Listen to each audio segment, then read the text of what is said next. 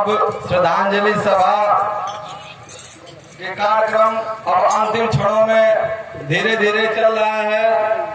हम लोगों के संगठन के नेता, जिले के अध्यक्ष आदरणीय रामजी राजभर मेजर साहब से जो विशिष्ट अतिथि के रूप में है, आपसे मैं निवेदन करूंगा कि आकर मंच पे अपने विचार को रखें। आदरणीय मेजर साहब।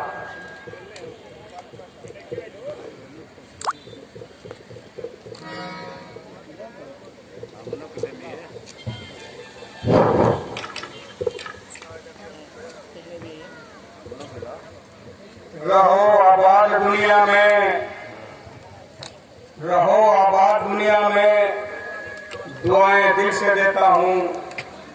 खुदा के नाम से पहले स्वर्गीय रामप्रीत यादव का नाम लेता हूँ। आज इस श्रद्धांजलि सभा में उपस्थित